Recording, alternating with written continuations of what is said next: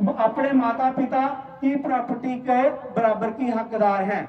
इनका भी अगर डाइवोर्स हो जाता है तो दूसरी शादी करने का अधिकार है। इनको अब सती प्रथा में जिंदा जलाया नहीं जाएगा। अगर पति मर जाता था ना तो उनको जिंदा जलाया जाता था उनकी पत्नियों को, तो अब ऐसा नहीं होगा। इनको भी अपने पति को बराबर का डिसीजन देने में पूरा अधिकार है कि अगर इनका घर वाला जो है वो अपनी बात रख रहा है तो ये भी अपनी बात जो है वो रख सकती हैं। तो इस प्रकार के जितने भी अधिकार थे वो बाबा साहब ने हिंदू कोड बिल में लिखे थे।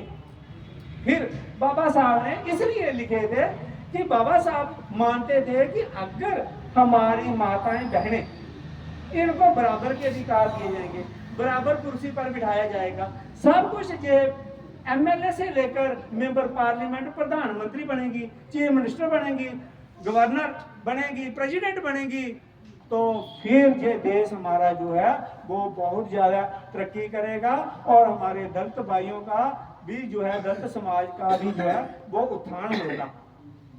तो जब ये हिंदू कोड बिल बाबा साहब ने प्रधानमंत्री पंडित जवाहरलाल नेहरू के आगे रखा तो जितने पीछे बैठे थे मेंबर पार्लियामेंट उन्होंने हल्ला गुल्ला मचा दिया कि ये नहीं पास होना चाहिए, ये नहीं पास होना चाहिए। तो पंडित जवाहरलाल नेहरू ने उसको भी उठाकर एक साइड पर रख दिया।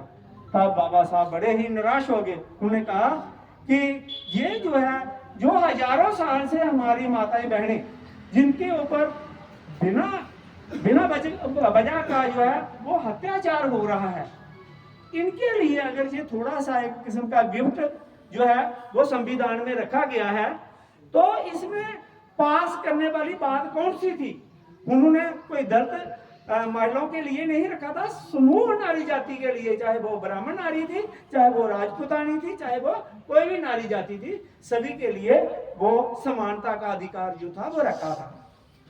तो जब ये बिल जो है वो बाबा साहब के कहने पर